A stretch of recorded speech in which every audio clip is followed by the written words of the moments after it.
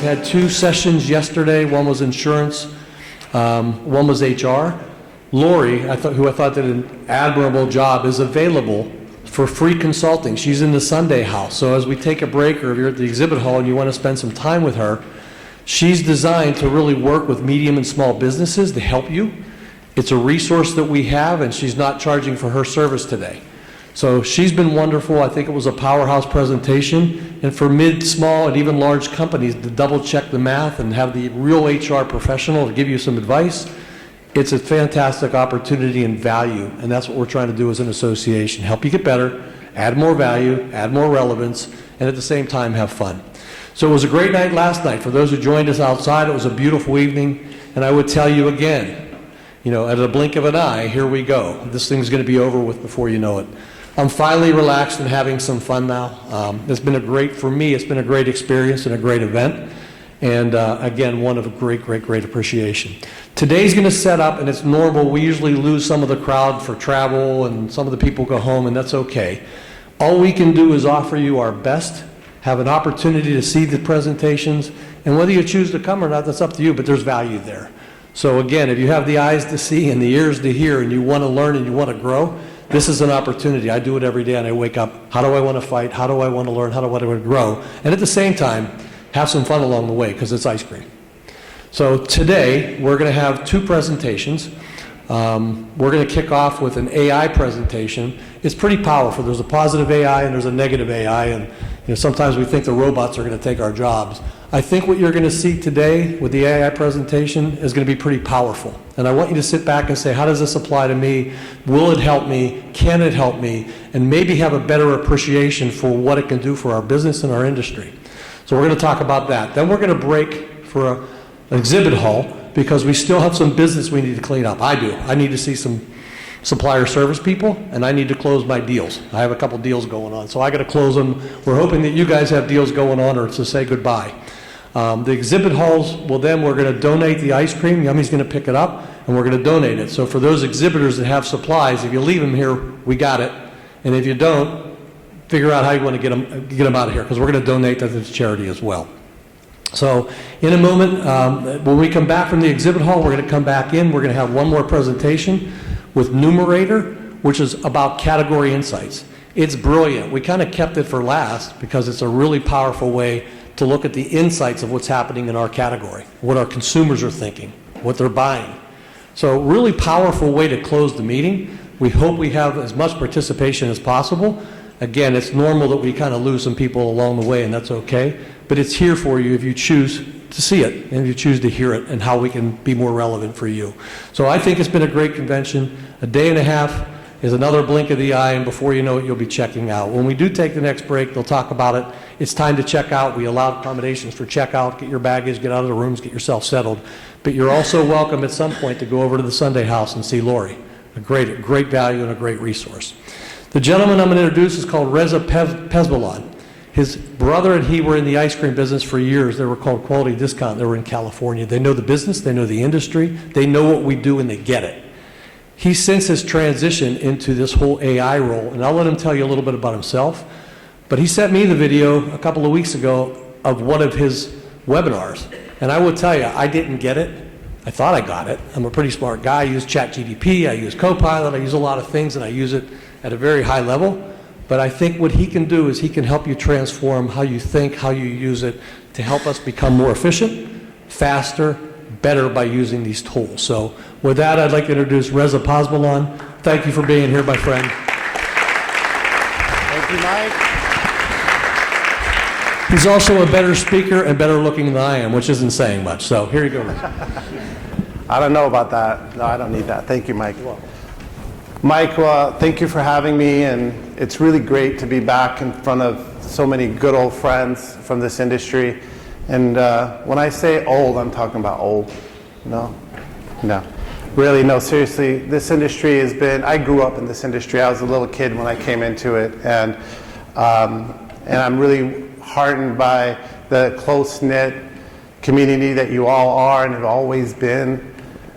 This is an industry that it's difficult. It's difficult to get our job done, more difficult than so many other industries. And so I just want to thank Mike for what an amazing job he's done as a president to see where this organization has come.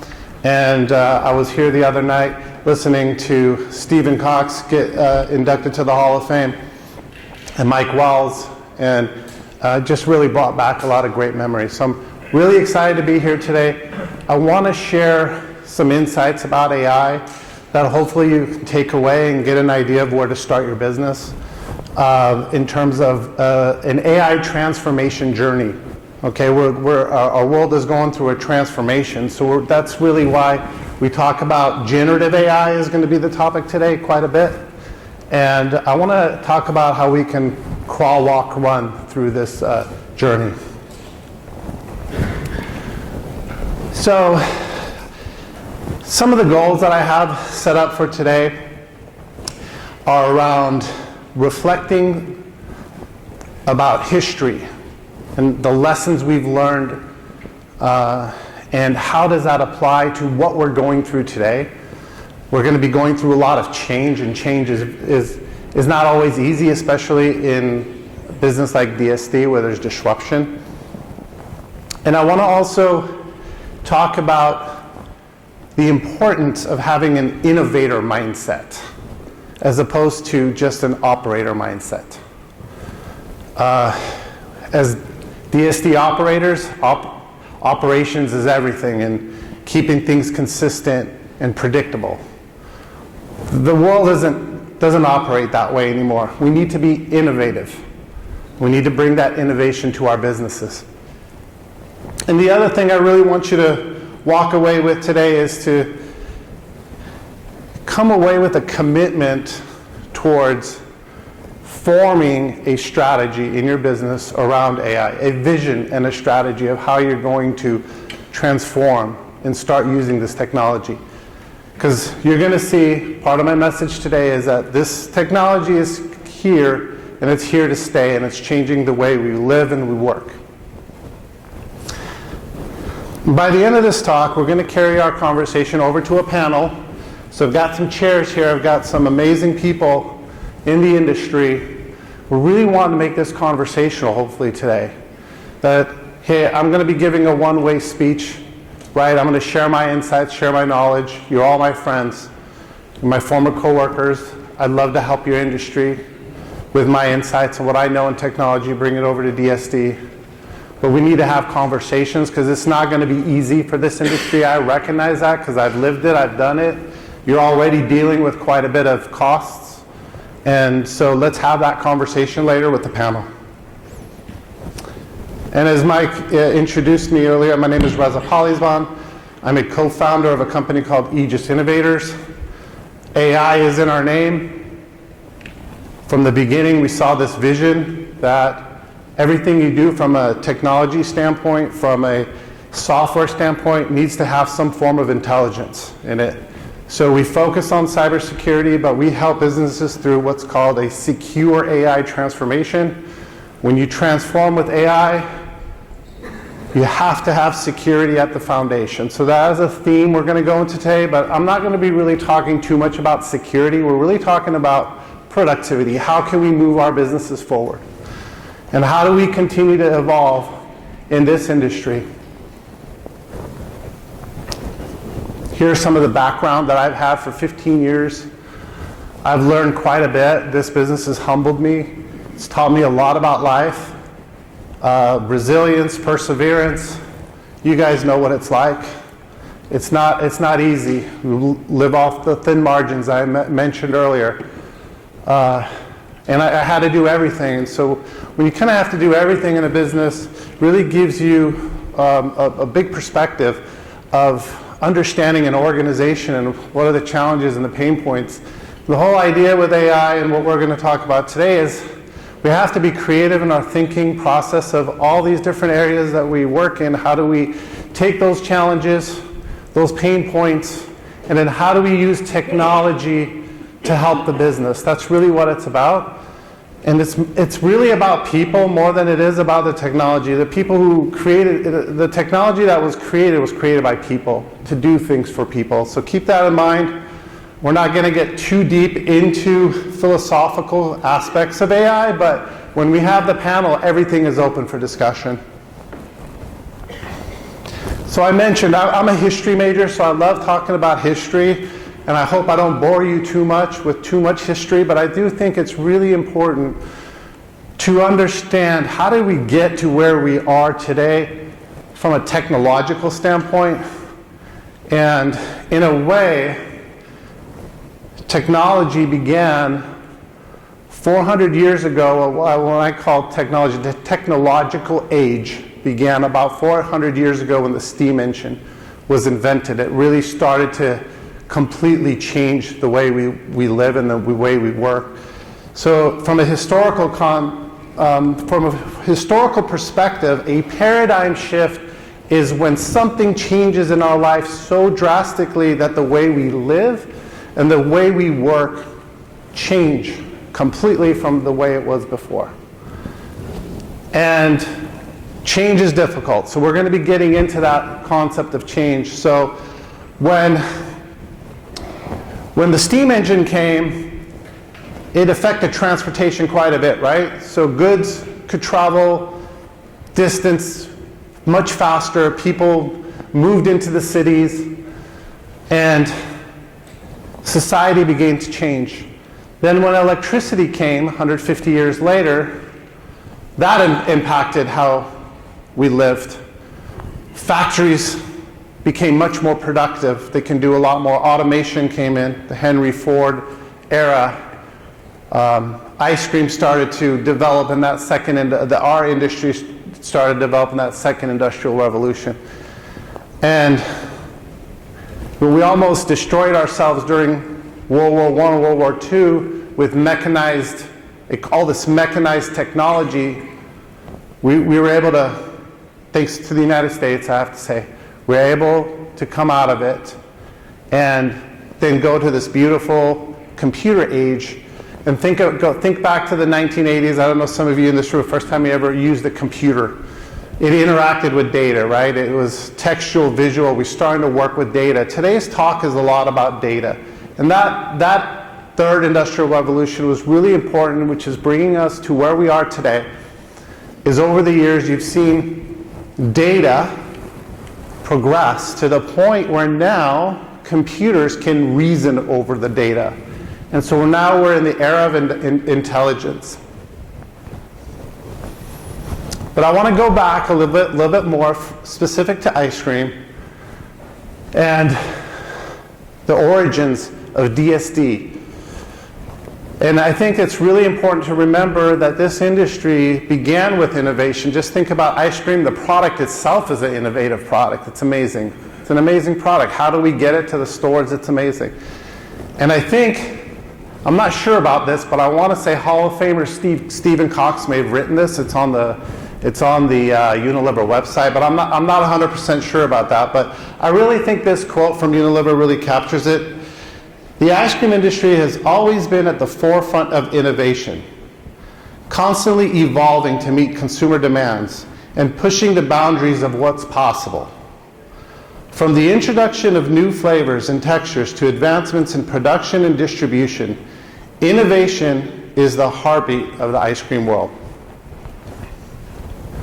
Again, it's really important for us to get that innovative mindset as we go forward. We're great operators in here. I know a lot of you are. But think about how you're going to innovate. To innovate means to survive and to thrive. We can't just operate anymore. And I'm going to get into that a little bit. But this gentleman here, back in 1925, he invented the first ice cream delivery truck. Okay, and it allowed for this frozen perishable product to be transported over longer distances, but it was a big risky thing for the first companies to really try to do that.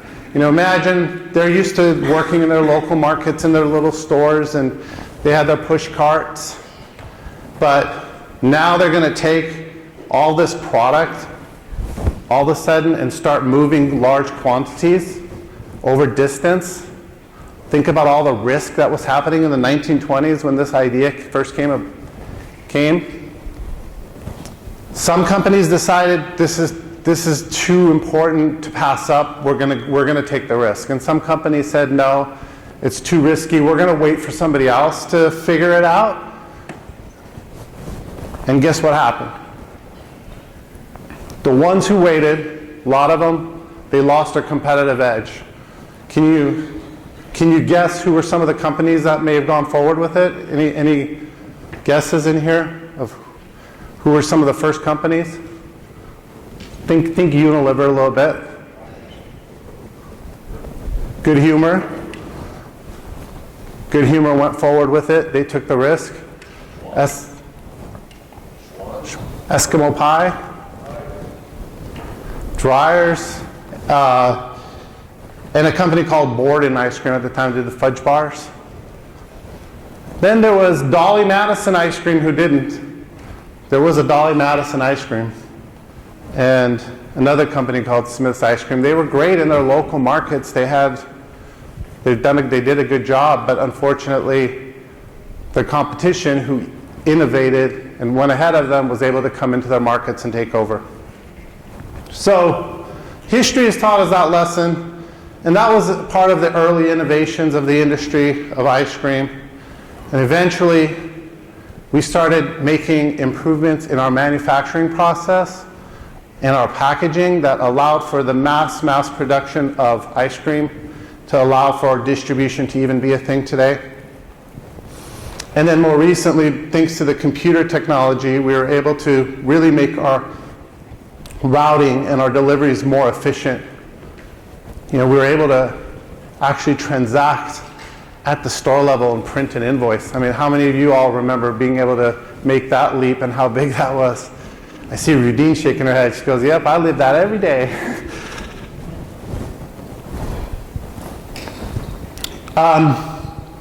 Let's see, did I go back to, I skip a slide? Nope.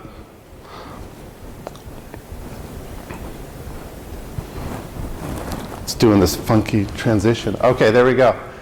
So, we talked about paradigm shifts of a long time of history, but here's the more recent. And I really want to point out the 1980s, and I mentioned it earlier. That was the key to where we are today, is when the computers came and we were first able to interact with our data in a textual and visual way. Okay? Then the rise of the internet came, and then data was everywhere. Okay? It proliferated everywhere. And it became more available. Just like ice cream distribution became more available with the delivery truck. And then the age of mobility came in. We could take our data with us and do crazy things with it, like print an invoice at the store level. And more recently, our infrastructure changed to where we can take our data and not have to have it in our closet, in our warehouses. Our data can be stored wherever we want and gives us a lot more flexibility of where people work from and where our offices are. And now we're in this era of AI, which is truly, truly the next level of transformation, is when all of these data that we've developed and all these apps and all these locations and all these different things that we do, all this data is there, all this important, and it's just too much for us. There's so much data that it's very difficult for us to process all that and make decisions, and it takes a lot of brain power. So we are getting this tool, generative AI that I talked about earlier, this generative AI tool that helps us reason over data and make quicker decisions and potentially do automation. So it's really important to, as we think moving forward, that we're going through a transformational shift where we need to innovate. Because the business of the future, it's not enough for you've probably heard the term digital transformation. You need to get through digital transformation so that you can now become a part of the digital era of digital innovation. Okay, all businesses are going to be innovative. They're going to be doing things creatively. And AI is really going to boost that creativity in a business. So we've talked a lot of history. We're going to get into some money now. We're going to get into some economics because money talks. And really the point of this slide is that AI is here to stay because it's driving the global economy by 3% every year. Incrementally, due to AI, the global economy is growing. That's going to be close to $20 trillion in a few years, just because of this one technology alone. There's been no other technology that's impacted the global economy like this in human history. So it's here to stay, but it's also disruptive. It's affecting people's jobs. It's affecting a lot of different things. So we have to be prepared for that disruption. So key impacts of the fourth industrial revolution. We talked about those industrial revolutions. I'm kind of bringing it back to, there was a book written by the World Economic Forum, the president of the World Economic Forum, that basically said this is going to be a very disruptive era. There's going to be huge opportunities for the people who are able to take advantage of that innovation, but watch out. You're going to see industries consolidate because there's going to be some people coming into that industry with money, capital, and the ability to innovate, and the ability to use technology, and they're going to come after you. They're going to come after small businesses. Okay? Smaller businesses are going to shrink. Bigger businesses are going to get bigger. That trend has been happening. You probably have seen it a little bit in your industry, but it's going to take off even more and more.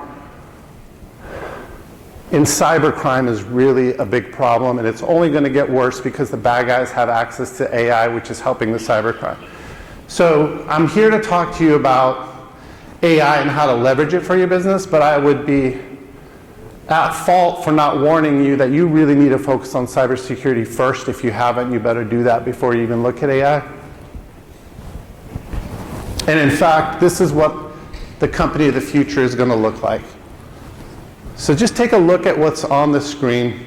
These are the 4 pillars of what the future company needs to stand on. And I want to ask you all, how many of you currently are doing at least one of these? Okay. How about 2? At least 2 of these. Okay. How many are using 3 of them? Okay, a couple of hands. And then 4. All right.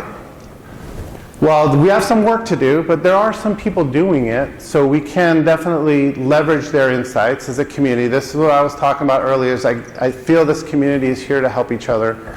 And I love where we've come to and how far it's come. And this great past couple of days, just talking to you all, I see that excitement about the potential. I would prioritize from left to right. I would start with getting into the cloud and getting your infrastructure to the cloud. For AI to work, you have to really be in the cloud and leveraging the cloud, okay? So that's number 1. And as I mentioned earlier, cybersecurity is paramount. It's a foundational thing in every business. And it's difficult. I realize cybersecurity is expensive and it's not moving profitability, but it's foundational. You have to have it and you have to invest in it. And specifically in something called zero trust. Does anybody here by any chance know what zero trust is or have ever heard of what zero trust is? And she's right for that, Mike. I don't blame her one bit.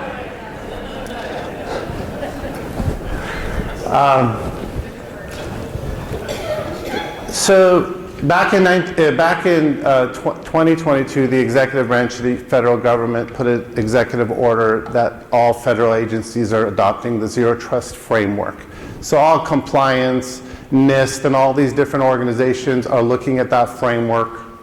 And so think of it as a framework. Once you get into it, it's a set of ways of doing things. It's just like in our world of DSD and distribution, we have our methodologies. We go into a cabinet, we de-ice it. We have a whole process that we do to service the DSD customer, make sure the cabinets are good. We put the backstock in, right? We have our methodology. Understand what the zero trust methodology is, because it's a framework that creates the foundation for a business going forward. And if you don't have that today, don't fret. You got to just start, okay? And start learning it, understanding what it is. And make sure you have the right advisory to help you with that. Where do you through your IT people, or? In terms of zero trust, how do you find that? Yeah, there's an issue. Cybersecurity is expensive, okay? And you have your local IT people who have realized that cybersecurity is the biggest problem. They've all gone from IT people to saying that they're security experts, and oftentimes they're not. And oftentimes what they're doing is putting a bunch of point solutions. Some are helping protect your email, some are helping protect your endpoints, some are protecting your data. None of it is integrated.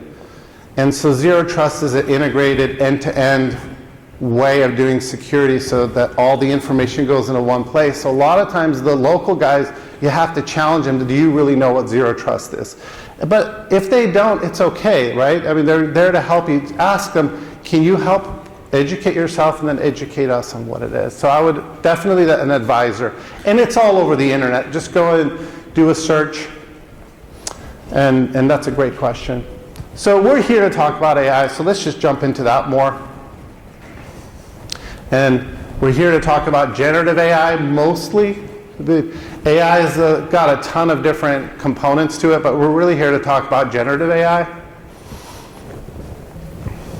And I really love this slide here because this is really the eye-opener. I showed you all that historical information. I mean, it's the fastest growing technology in human history by a lot. Does anybody have any idea how long it took for electricity to reach 100 million users? That took 46 years. GPT achieved it in 3 months. So if that doesn't tell you something, what we really want to explore today, what is the potential, and the panel is going to talk about what is that potential of AI for DSD. We have to think about it, we have to ideate about it, brainstorm about it. We can improve our inventory management and so much customer service and efficiencies. But we've got to start from some basics. And we're going to be getting into that in a little bit. But I also want to share a little bit. I've been, in preparation for this talk today, I've been talking to quite a bit of your fellow DSD experts. Suhail from Tampa at Sweetheart Ice Cream. He really wanted to emphasize that it's important that we don't lose a human connection in what we do in DSD. And I'm here to tell you that I totally agree with Suhail, and that AI is a tool that's going to help us move our businesses forward. It's supposed to help our people. It's not supposed to replace them. We may reduce our headcount. We always are looking to be more efficient as a business. Forget about AI, right? We do want to reduce headcount if we can. We want the right amount of people to get the job done in the most efficient way so we can stay in business and improve our margins. And so it will help us make some better decisions. So I love some of the things that Suhail said. Also, Bruce will be on our panel a little bit later from New England Ice Cream. He talks a lot about AI's role in supply chain and product integrity. And he understands that it's going to be challenging. There's so much potential, but it's going to be challenging for this industry to adopt it. And the specific thing I like is what he says at the end. Cooperation amongst industry players is essential to successfully adopt AI and overcome challenges. Because there's a ton of challenges. And I want to be able to tell you here, just take AI, it's just plug it in, it's gonna solve. It's not going to be that easy. It's a lot of work. But we need help. We need help from the giants. Unilever and Wells and Dryers, and we need to work with other channel partners, Integrasys and some of the innovators that are out there. And what I want to really emphasize is let's just start somewhere, okay? So as a business owner, you know, think of this as a crawl, walk, run. You don't need to be an AI expert right away. This transformation is going to take 5 to 10 years, okay? So maybe in the next year, part of your strategy is I just want to start using AI in my business in a way that's secure and controlled. And so I want to show you some demos in a second. And the first part where I'm going to start is with Microsoft 365 Copilot. Okay, is anybody using this currently by any chance? Okay, great. Was there any training that you went through when you first took it on, or you just started using it? I saw some, no, we didn't get trained. So it's a great product, but I'm going to say one thing about it is it doesn't just jump out at you, and you have to kind of come in intentionally saying, I have this product and I'm going to use it today. Okay, because there's a big, the shift that's happening amongst people is the way we work is changing. How we look at email, how we're communicating, all that stuff is changing. So we have to change along with it. But this product just doesn't come out of the box. Somebody has to walk you through that. But it's going to help us in all these different areas. And let's watch a video demo and kind of get an idea of, let's start with Word. This is going to be a short 1 minute. Let's hear it out. You need to create a customer proposal and don't have time for writer's block. Copilot can draft a proposal based on your customer notes in OneNote as well as another internal document. Copilot scans the target files and gets to work, quickly generating a first draft with all the key details from the files you provided. Now let's say you want this to look like one of your previous proposals. Copilot can give you a draft in the format you typically use by specifying a reference file, and it can also insert relevant images from another file. To add the final polish, Copilot can generate a short summary at the top of your document and also suggest ways to strengthen your proposal, with options such as adding an FAQ, which it will generate for you as a starting point for you to refine and add to. Copilot has taken a tedious task, simplified it, and freed you to focus on the details that matter most. Is this going to transform your business? Not quite yet, right? But it's going to help. It's going to help you understand how it works. And that's the point of it. And it's going to help some people inside your company enjoy their job a little bit better and focus on certain things that matter more than having to create a document from start to finish. The goal of something like this is an AI assistant, is to take something that would take you an hour and cut it to, let's say, 15 minutes. Okay? And if you can do that across your entire back office, you're going to get at least people that are happier at their work and doing other things better. Here's another example. Let's go ahead and watch what it looks like in PowerPoint. Everyone has had a moment when they wish that they could turn their proposal into a custom-ready presentation without having to start from scratch. Now you can. Using just your own words, Copilot can translate Word into PowerPoint. Now you have a professional-looking presentation that you can hone and polish. Let's say you want to add a slide. Give Copilot some quick instructions and it immediately generates it for you. There it goes. Copilot doesn't always get everything right, so it's important to verify you are happy with it and make any edits that are needed.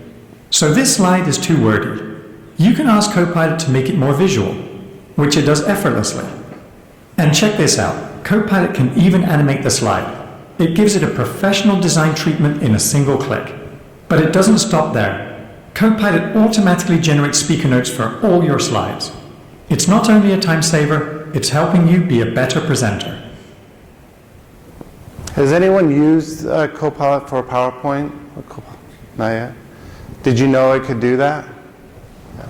So that's part of the training. There's somebody needs to guide you along through it, and that's part of the difficulty is that it's such a new technology. There's just not a lot of those people around. How many of you are using PowerPoint to do your presentations? And are there a lot of people in here? Okay, so this is relevant. Let's go to the next one. Do you want to see it in Excel, or was that enough? Did I give you enough? Yeah? All right. I guess you guys want to see it. I'm not sure. I was like, what is this? Copilot puts all the rich capabilities of Excel at your fingertips. Say you need to analyze this quarter's sales results for the monthly business review. You start by asking Copilot to analyze the data and give you 3 key trends. Within seconds, you've got what you need.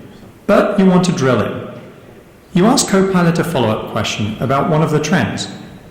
Copilot creates a new sheet, giving you a sandbox to play in, and helping you get a better understanding of what's happening without modifying the data in the original sheet. You ask Copilot to visualize what contributed to the decline in sales growth this period. Copilot adds a little color to make the problem jump off the page. Now you want to dig a little deeper and ask a follow-up question with a what-if scenario.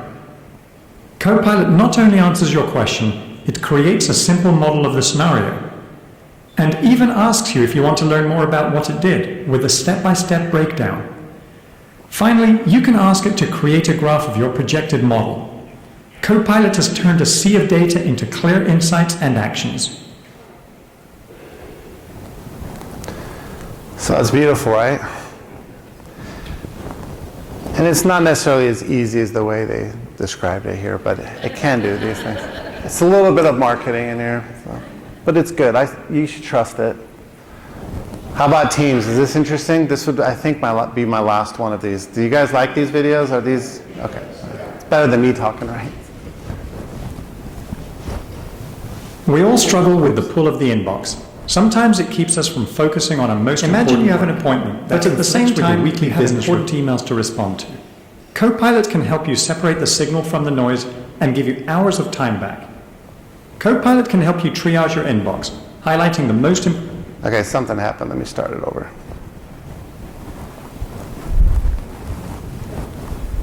We all struggle with the pull of the inbox.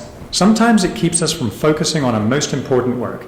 But at the same time, you have important emails to respond to. Copilot can help you separate the signal from the Video's noise not working. and give you hours of time back. Copilot can help you triage your inbox, highlighting the most important emails to prioritize. And Copilot also helps you on the go in Outlook Mobile. It can Imagine you summarize have an one appointment email that threads. conflicts with your weekly You can business draft a review. reply. What if you could do both? Use data from an Excel With file. Copilot, you can opt to And follow. Copilot Sorry. will generate a reply after for the you. meeting ends. You can- IT issues. You can make it. You'll get a notification in Teams when Change the the Wow, AI is taking over the world for real. content that was shared. Now, all Summarize that's left to do notes is review the and proposed any response action items and for for you you or or other.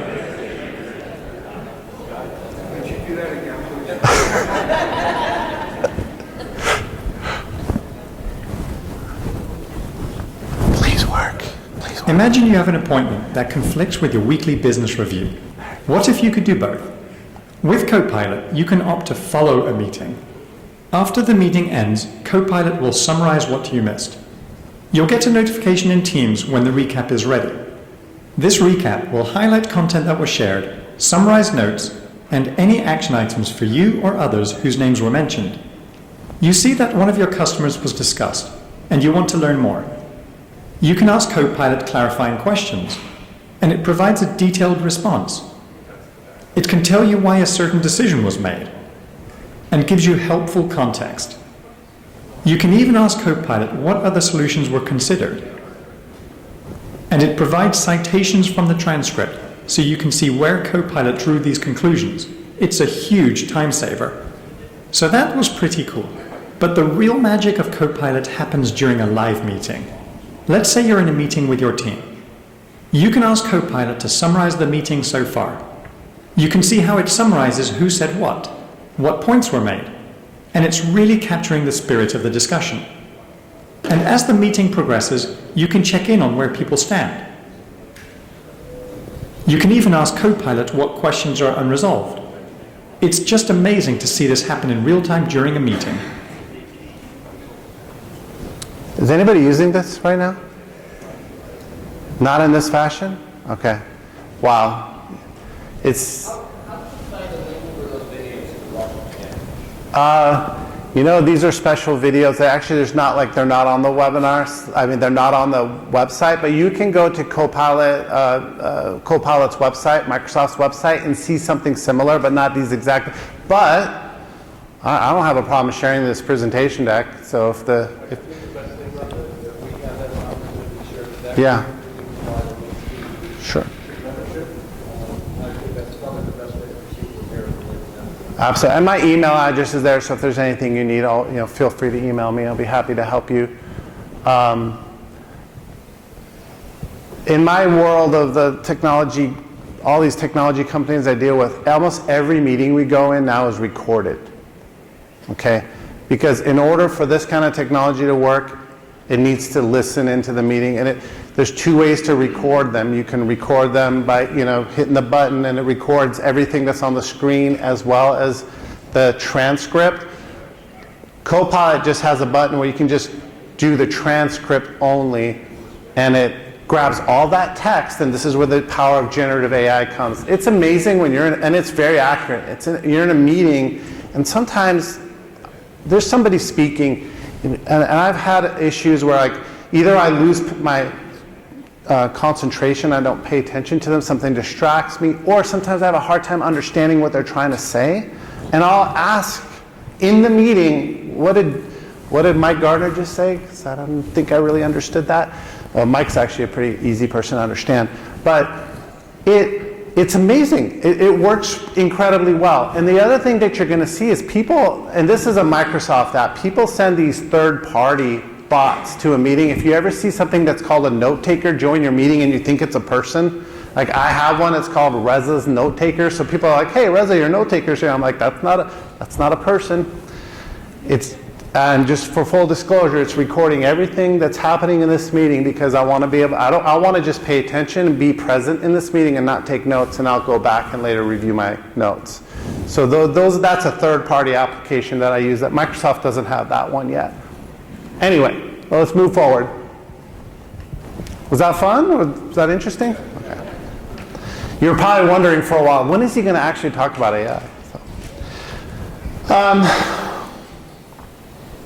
Functional areas. I mean, these are just what we just witnessed are the different things that we can accomplish with this. When I call this a basic tool, right? We said crawl, walk, run. This is my example of something that is right there. You can pay for it and get it going pretty quick. It doesn't take much to configure and get it going. The big thing about it, as I mentioned earlier, is you really need to have somebody walk you through it and show you how to use it, because it doesn't just jump out at you.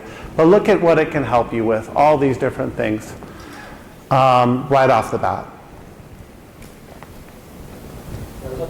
Yes? People like somebody chooses to go and sign up and have that. Are there opportunities for us to be trained on that? Or how do you do it? Yeah, it's one of the things we do, and there's people that just specialize in that.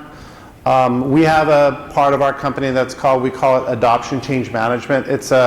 You find it at larger organizations a lot of time, like Unilever probably has it. ACM they call it, and there's actually a company in Dallas called ProSci that it's the new way of learning, because I talked about it earlier, we're all going through change, right?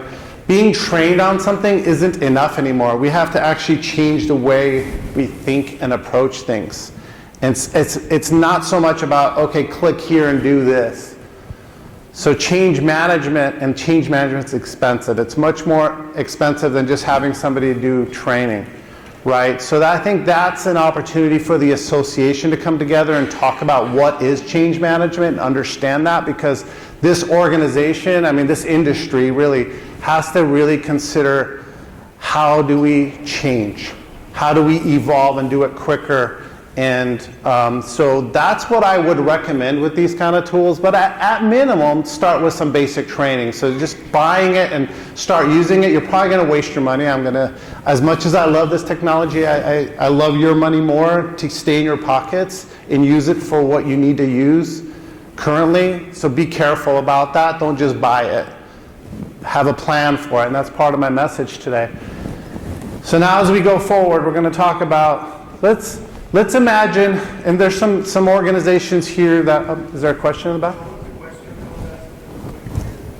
What was the question? About training. How can we get access to training? And so there's people who train on Copilot, they're specialists. There's people like me in my organization where we have training resources available. So I think it's really important. Training is a key, and just being able to deal with change. And so ACM, adoption change management, is a concept you want to really look into in this industry.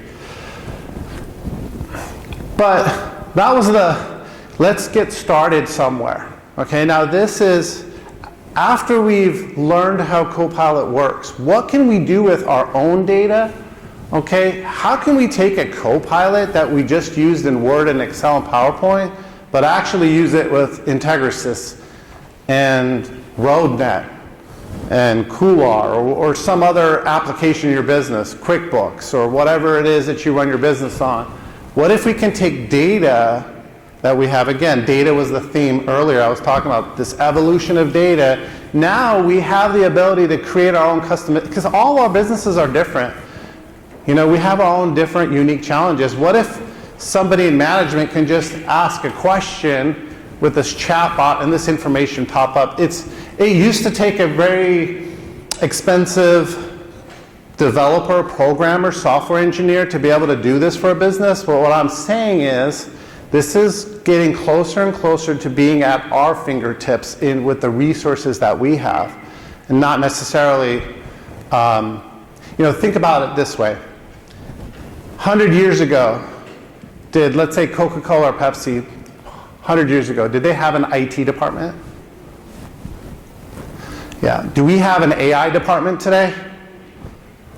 What we're about to get to is, think of it as this is the beginning of, let's say, having an AI department being part of our IT department, right? AI is going to probably be a subset of IT, but it's like this other area. And so let's get into that a little bit. There's something called Microsoft Copilot Studio. So you can basically customize your own. So the studio concept is here, Microsoft's giving us the software, giving us the capability where we configure a few things, and now we have our own ability to use generative AI on different data sources. I have a video. This is a marketing video, but it's the best I can do.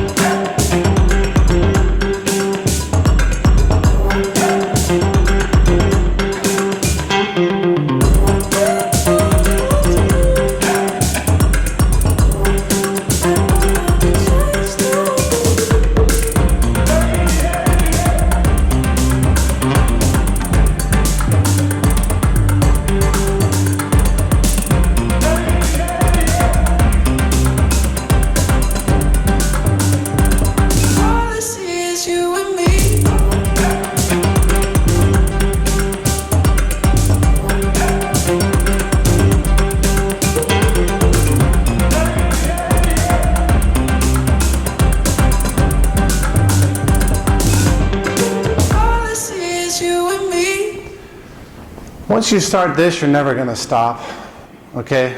And what I mean by that is you're going to continue to develop. Did we lose our presentation? Oh no, it's just the end of the video.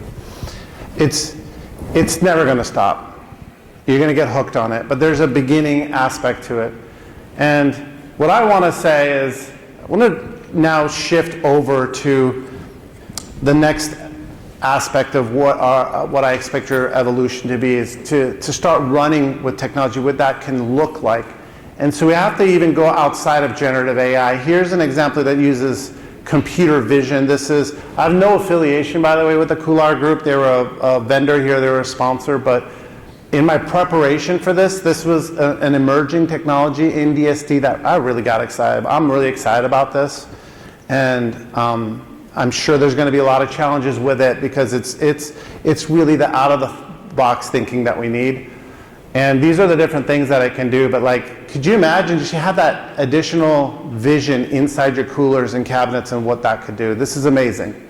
So this is the type of technology we grab. And once we understand how other AI work, now you can take this technology and create automations with it potentially for how you order and how you service your customers to become much more efficient.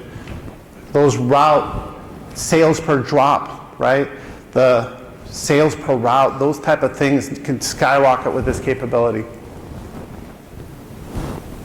All right, so let me, I think we're a little bit tight on time, but I'm going to go ahead and show a quick video. Have you all seen this video by any chance? In away-from-home markets, there is no way to capture actual consumer sales from each outlet, or know what the reality is on each shelf. So thousands of sales reps and vans are on the road each day to visit customers and to try to get an order. But that is a significant investment in money and people, and leaves a significant carbon footprint. Not anymore. Cooler offers a system for capturing images of your products inside an outlet, and then analyzing those images automatically to give you an accurate, real-time understanding of what's happening.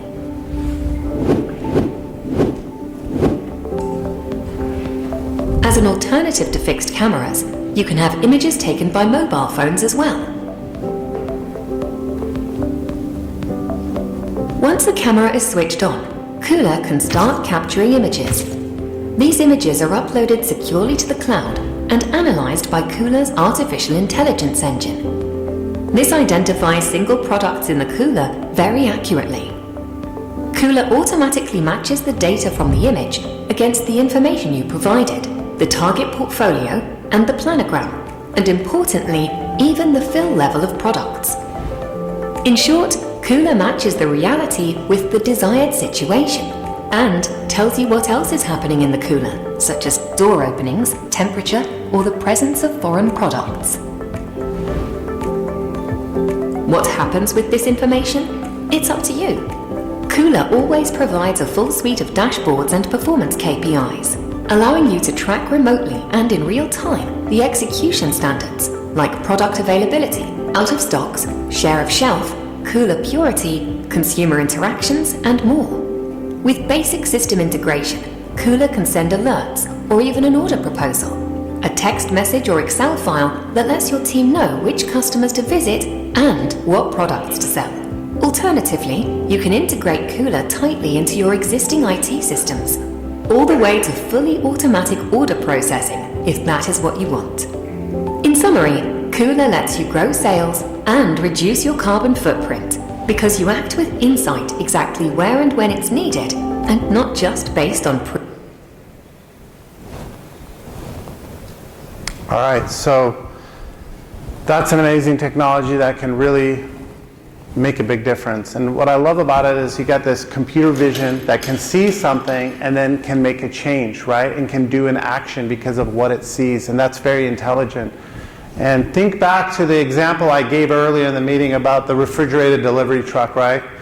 It was a risk for people to take it. They didn't want to be the guinea pig, but the ones who did and they evolved, they grew. And so technologies like this need to be looked at really carefully. There's probably going to be some hiccups along the way, but those companies that stick with it and help evolve that type of advancement is really going to move the industry forward. And we're going to do it in a way that's not going to take the human touch away. Okay, that's important. What Suhail said, I believe in that. So just imagine, let's envision how we're going to move our industry forward, and it's leveraging AI to reason over our data. Okay, so integrating our data, getting our data from so many different sources, from Integrisys, from Cooler, from RoadNet, from whatever it is, and then using that Microsoft technology to help with automations, and then hopefully you're making better decisions, you're becoming more efficient as an operation. So these are all the different capabilities that we can have in the future, is to be able to pull everything together and have our own ability to control how the AI helps us reason over our data and make decisions for our business. I'm going to go ahead and skip a couple of slides due to time, but really what this says is if you don't provide AI for your people, they're going to bring it to work anyway. And when that happens, you don't have control. AI is probably being used in your business, whether you know it or not. The question is what's happening to your data, and potentially can your competitor get access to it because it does a search on your business that your people have been feeding that data to. So go to a trusted source, something you can control with IT like Copilot, and don't let all these third-party AIs come in the mix. And really the last slide before that was that the people who love AI, they talk about their creativity and different things going up. So we're going to have a panel soon, but I just want to quickly recap. Economic impact of AI, it's here to stay. There's huge growth opportunities. Your suppliers, your customers, and eventually your employees will demand it. Embracing innovation, overcome your fear and inertia. Doing nothing is not an option. Formulate your corporate vision and strategy. Identify pain points in your business. Be creative. Think about how we can solve them with technology. Start asking those questions. It takes time. This is a transformations take time, but we need to do it within a few years, okay? Find out who are those young folks in your organization that are all about AI and empower them. Okay, let them teach you something. That's an empowering thing, and that's going to develop their leadership, give them a leadership opportunity. And start with basics, crawl, walk, run, start with the basics. Start with something like Copilot 365. This is a gradual process, and try to integrate as much as you can and achieve automation, process automation. So I appreciate everyone the time. I want to invite the panelists to come up, and we'll take some questions and have a discussion. So Jonathan, I want to introduce Jonathan from Integrisys, Jonathan Toohill. He'll be moderating. I'm going to be a panelist from this point forward. Welcome aboard, team. All right, great. All right, great. How about a round of applause for Reza here first?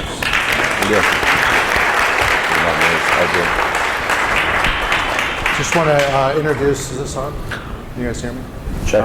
Is it working? I'll sit on the end. Just want to introduce our panelists as they're, You see. No, you see. I'm going to be on the end. as they're coming up here.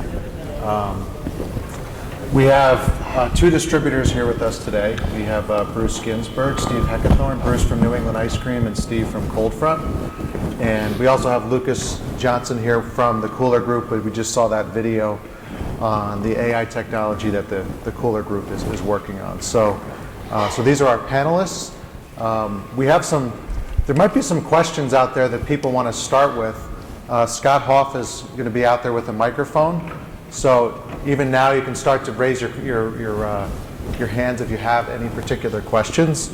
But we just were able to scratch the surface here today. And Reza did a great job of really kind of walking us through where we've been and give us a little clue on where the future is going as well. So is there... I guess we can sit down here. But when we... Not supposed to disrupt Oh, boy. us. Not supposed to disrupt us this time. Great. That's the Anybody AI. have any questions for Reza? That's the AI speaking. I think we can try and speak over the, Be louder. be louder. No, I'm saying, that fire alarm. So as Haas jumps in here, so we have, again, distributors that can answer questions on what they've done on the distributor side, what their take is, and also some other experts here. So Reza, congratulations. We know each other for a long time.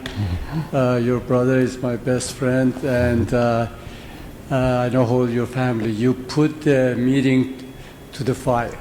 That's why the alarm went off.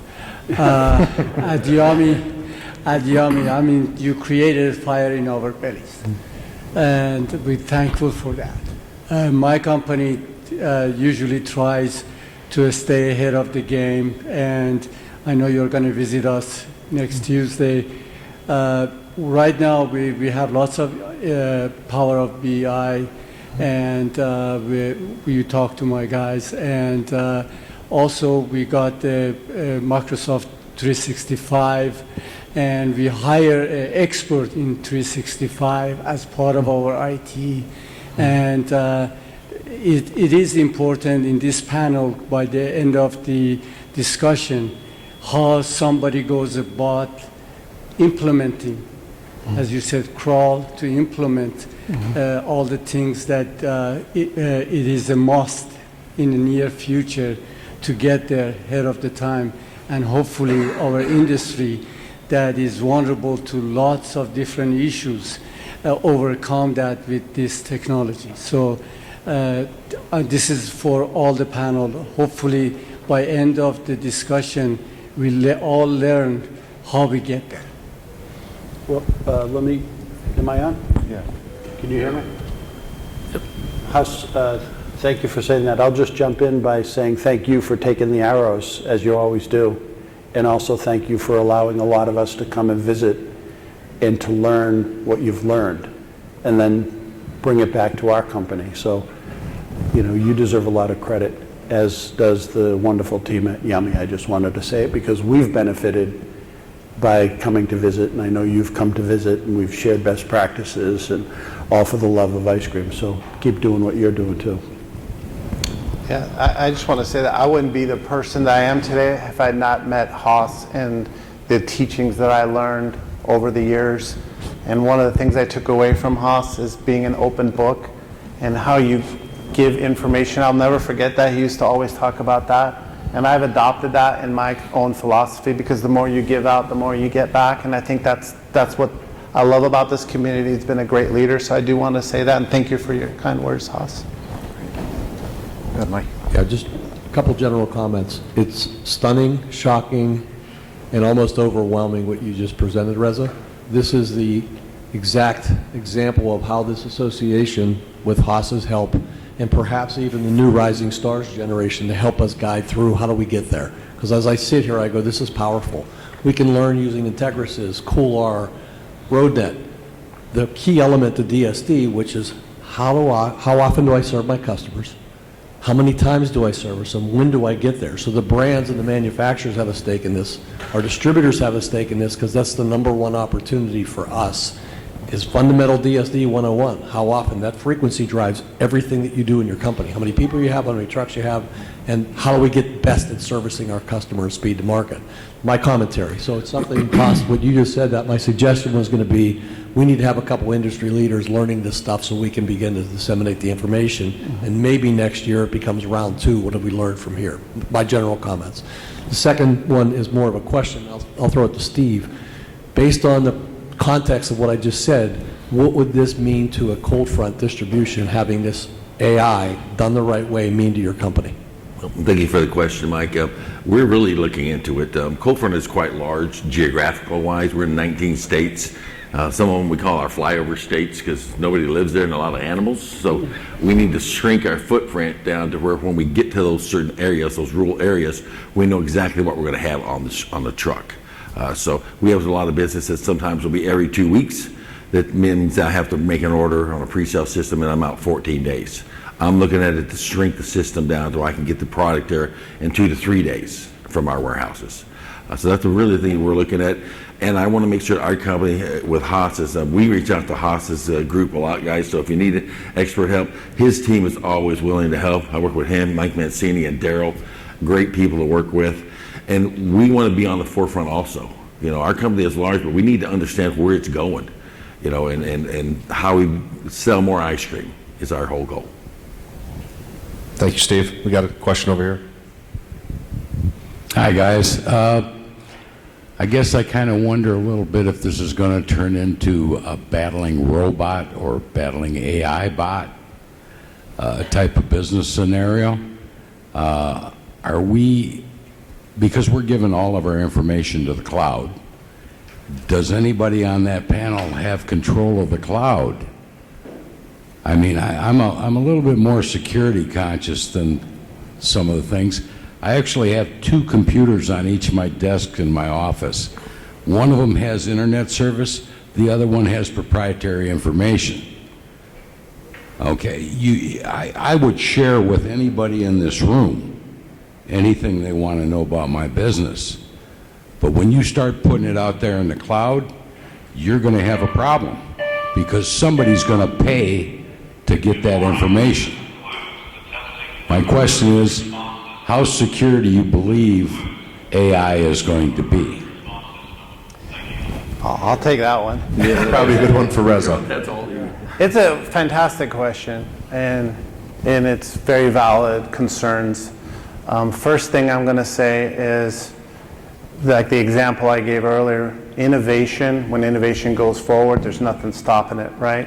But there's pitfalls. You got to kind of pick your battle and understand. So, and at any time in business, if you go forward, you have to put some trust into something. Okay, so I know we talk about zero trust security, but somebody like Microsoft, an example, is a trusted platform with full security controls.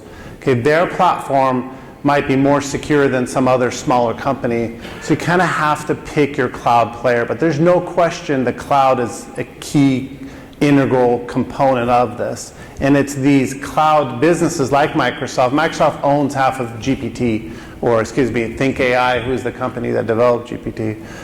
And there is cybersecurity concerns. So Microsoft has it all. It's one of the reasons why I partnered with it. But that's a very good question. Hopefully that answered it a little bit. You know, you can never be 100% secure. One question that I would have for Lucas, we saw a little bit of the Cooler group and what they're doing in our particular industry. And as the group has continued to develop, I wonder if you could just share any of the things that you've discovered, maybe some challenges as well as some things that you're able to really solve for. Sure. Thanks for the question, John. So I would say that in the last 4 years, we've encountered a lot of challenges. We're still encountering challenges with, reception in some of the rural areas or the beach areas or things of that nature. So, the learnings of the kind of the crawl, walk, run that we're talking about, we're still kind of in that phase, if you will. And so we're in iteration 2.1, if you will, on hardware, and continue to start to build cameras into the freezers before they arrive. There's things that we can do to get there over the next 3 to 5 to 10 years, as Reza was stating, but there's also things that we've learned along the way and how that's going to work, like with Steve talking about having to drive 200 miles to check on a store or what have you. So some of these things that you can integrate and start to see are, how do I increase my sales, which is what we're all looking to do, but how do I do it in the most cost-efficient manner too, right? So if my cost to deliver is $149 to that rural area now, can I get that down to $111? Can I get that down to $89? And how do I get there and go through all those hurdles and basically get that ultimate goal of the highest sale at the lowest cost to deliver it? Mm-hmm. So that's kind of our goal with starting to work with the distributors and try to work through that in the next little while. Mm-hmm. And with the devices that you're putting in the freezer, is there an external power source that they have to think about when they're putting the cameras in, or how does that camera itself, or does it have to come built in, or is it a separate piece? Sure, good question. So originally, for some people in the room that have tried our solution, we had a hotspot, if you will. So it's kind of like a 4G connectivity, almost like a phone. You did need to plug that in somewhere. So we'd had some problems with that. They're either stolen, missing, unplugged, and you're kind of having to chase your tail around constantly to replug that in. So it was almost like, is this worth having to plug these in all the time to have, this data? So we have now been able to integrate that into the camera itself. So we do have a single component piece now that's able to be installed on its own. You don't have to wire into the unit. You don't have to do anything of that nature. So that camera unit has basically an energy capturing panel on the back of it now. So it's not solar because you're in a store, but it's capturing from fluorescent lighting, from either the freezer, the store, or anything like that, and keeping it charged. So we don't have to worry about any extra power sources or any of that type of stuff. And then the connectivity is in the device as well, just like a cell phone, so it's connecting to the sky at all times. You don't need to get on the retailer's Wi-Fi or worry about anything like that. All-encompassed unit. All right, that's good stuff. I think we've got time for one more question, if we can. All right, we've got one over here.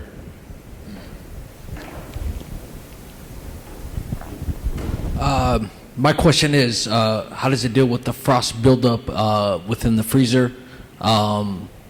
Is it able to at least predict or tell you when frost buildup can at least cause an issue within the camera or the freezer? Good question. Currently, we don't have any computer vision written in there to analyze frost buildup to say, hey, there's more than a half an inch of frost, or there's a big chunk of frost or something of that nature. So currently in the position we're in right now, there isn't anything that's going to really help you with that frost buildup from an AI perspective, to be really straightforward with you. But you can do it manually. Right? Yeah, I mean, you can see a picture of any facility, right? So you don't want to scroll through pictures. The whole idea of the platform is that the data is going to show you where you have sales opportunities or where you're still full, so you don't need to visit the location, for example.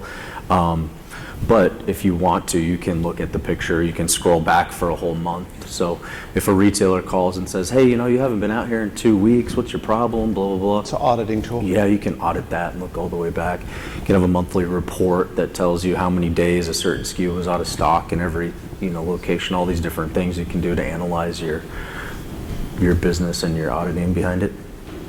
Well, what's great about it is you actually see the photo of the frost buildup, so you can tell your road driver the next time you stop and, hey, listen, this particular location, spend a couple extra minutes and knock that ice down. So. I have one question.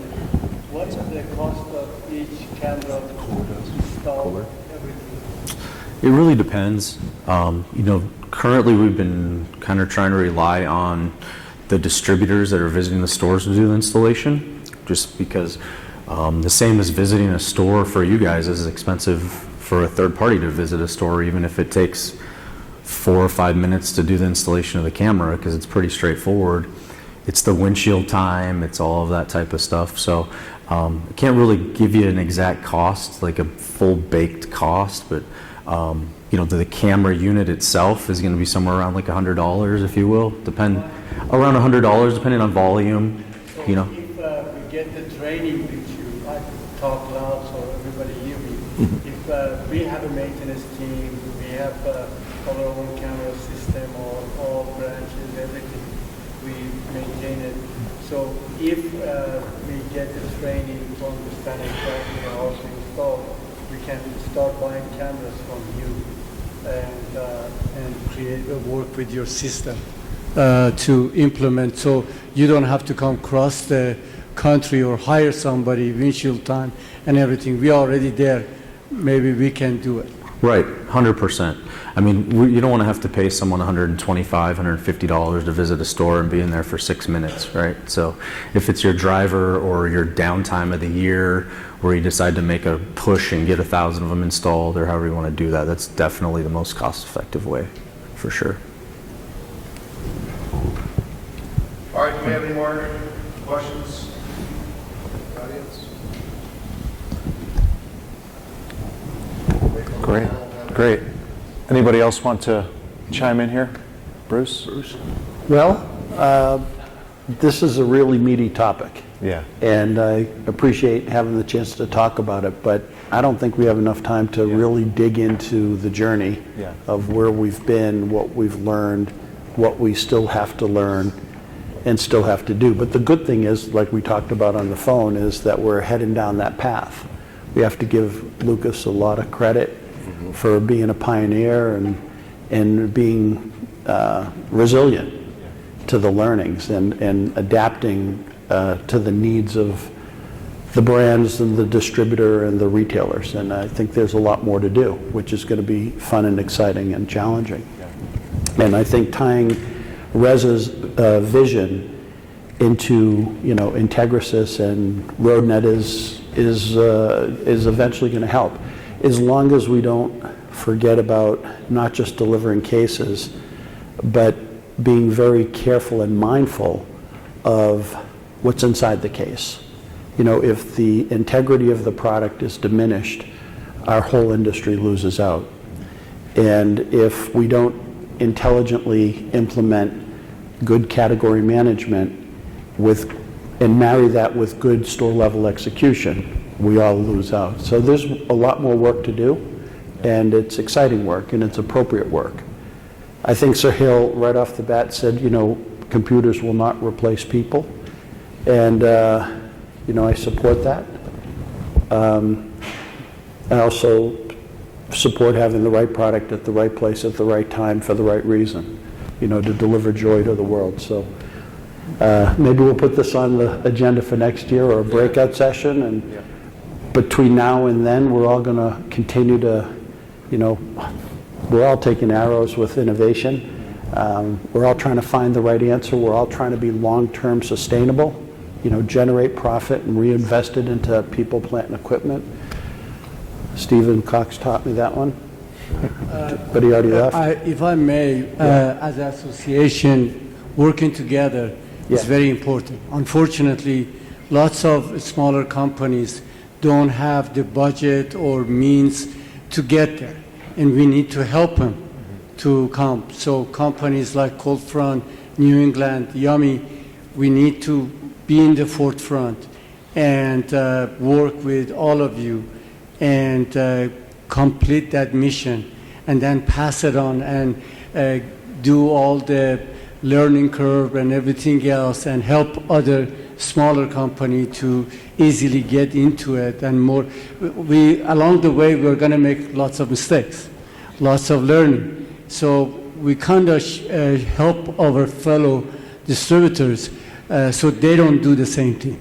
And I think as a leader of the industry, it is our duty to do that. And I hope we can join together and even work together, our network, and sharing with each other, and next year we come with some more information and some more experience and encourage more people to go that way. As you know, the reason for me to share, if we have a national account like CVS, if I do my best and do everything right, if 5 distributors around the country don't do it, the chain look at it globally and basically go another route. And I lose, you lose, no matter how good you work. But if you are as a group, we are not good enough, we are not going to be relevant. I agree 100%. I agree, really good comment. Well, I'd like to thank the panel here. Thank you, Reza, for getting the conversation started. It's just getting started. Right. So thank you to all of us. Thanks for having me. Thank you.